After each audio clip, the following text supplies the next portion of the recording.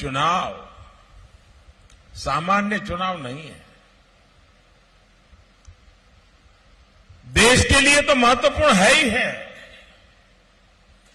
भारत में स्थिर और मजबूत सरकार दुनिया के लिए भी महत्वपूर्ण है। और मेरे लिए व्यक्तिगत रूप से ये चुनाव एम्बिशन के लिए नहीं है। वो एम्बिशन तो 2014 में देश की जनता ने पूरा कर दिया।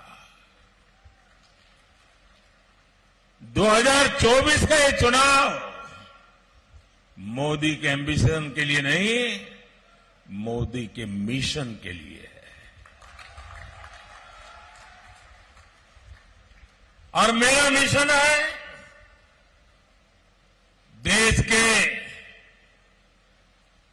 उज्जवल भविष्य का। मेरा मिशन है देश को आगे ले जाने का। लेकिन कांग्रेस का एजेंडा क्या है?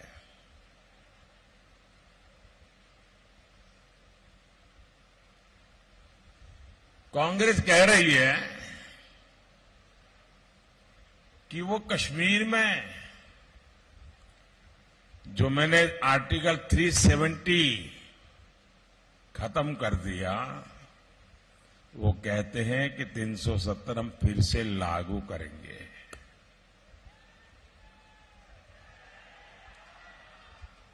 भाइयों बहनों, इस देश में जो लोग संविधान माथे पे लग करके नाच रहे हैं ना, उनकी सर्वसत्ता थी। पंचायत से पार्लियामेंट तक उनका राज था। कश्मीर में भी उनकी सरकारें थी। लेकिन वे कभी भी देश का संविधान सब जगह पे लागू नहीं कर पाए। मोदी के आने तक देश में 2 संविधान थे। एक संविधान से देश चलता था, दूसरे संविधान से जम्मू कश्मीर चलता था। क्या ये बाबा साहब आंबेडकर का अपमान नहीं था? क्या ये भारत के संविधान का अपमान नहीं था? क्या हिंदुस्तान के कोटि कोटि जनों का अपमान नहीं था? मैं सरदार पटेल की भूमि से आता हूं। अगर सरदार पटेल होते तो देश का संविधान जम्मू कश्मीर में भी शान से लगा होता। लेकिन जो काम सरदार साहब का अधूरा रह गया, ये धरती का संतान, आपका संतान, ये सेवक उसे पूरा कर पाया। 3, कांग्रेस का दूसरा एजेंडा सीएए। जो लोग हमारे पड़ोस के देशों में जो हिंदू हैं, जो भारत मां के संतान रहे थे, उनका एक ही गुनाह है कि वो हिंदू धर्म का पालन करते हैं, वो जैन धर्म का पालन करते हैं, बौद्ध धर्म का पालन करते हैं, ईसाई धर्म का पालन करते हैं, पारसी धर्म का पालन करते हैं। इसलिए वहां पर उन पर जुल्म होता है, वहां से उनको भगा दिया जाता है। उनके लिए तो एक ही सहारा है, ये मां भारती की गोद। कहां जाएंगे? उनको मताधिकार देने का मैंने नागरिक का कानून बनाया। वो कहते हैं उसको भी खत्म करेंगे, दोबारा हम पूरी तरह से दिलाएंगे। मैं वो भी कांग्रेस को चुनौती देता हूं, उनके सारे चट्टे बट्टे को चुनौती देता हूं। अब देश में से न फिर से 370 ला पाओगे, न सीएए हटा पाओगे। मैंने 3 तलाक कानूनी रूप से उस पर प्रतिबंध लगा दिया, ताकि मेरे देश की मुसलमान बेटियों को सम्मान से जीने का हक मिले। कोई सरफरा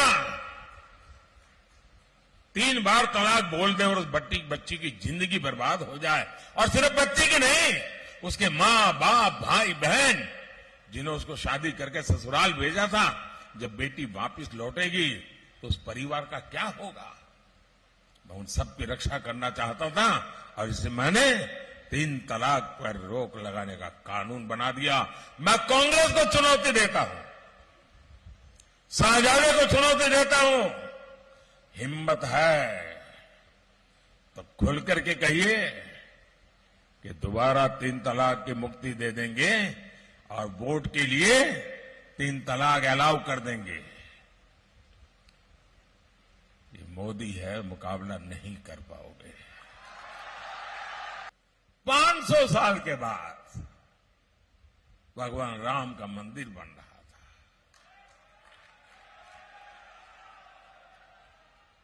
आजादी के 75 साल बाद भी उन्होंने रोड़े अटकाने की कोशिश की, अदालतों में भी रोड़े अटकाए। लेकिन ये मेरा सौभाग्य है, आपके आशीर्वाद है, अयोध्या में भव्य राम मंदिर बन गया। लेकिन जब उसके प्राण प्रतिष्ठा में उनको निमंत्रण दिया, उसको भी उन्होंने ठुकरा दिया। ये कौन सा संस्कार है। मैंने मंच पर आते ही जब संतों को देखा तो पहले सर झुका करके नमन किया मैंने। हमारे संस्कार, हमारी संस्कृति, हमारी परंपरा। साथियों, कांग्रेस ने ये क्यों ठुकरा दिया, उसकी वजह भी अब खुल करके बता दी। कांग्रेस ने कहा है, उनके अध्यक्ष ने कहा है कि उसका मकसद भगवान राम को हराना है। आपने सुना होगा। और ये बयान कांग्रेस के राष्ट्रीय अध्यक्ष ने दिया है। और शिव राम को हराएंगे ऐसा जोड़ देते हैं, यानी समाज में भी बांटने की बात करते हैं। यानी कांग्रेस पार्टी लोकतंत्र का चुनाव नहीं लड़ रही है। कांग्रेस के लिए ये चुनाव भगवान श्री राम के खिलाफ लड़ाई का चुनाव बना दिया है। मैं इनसे पूछना चाहता हूं, भगवान राम को हराकर जरा बताएं, ये किसको जिताना चाहते हैं। कोई मुझे बताए, भगवान राम हारने का मतलब कौन जीतेगा। क्या सोचते हैं लोग। और इसी सोच के साथ मुगलों ने 500 साल पहले राम मंदिर को गिराया था। यही सोच लेकर हमारे सोमनाथ मंदिर को ध्वस्त किया था।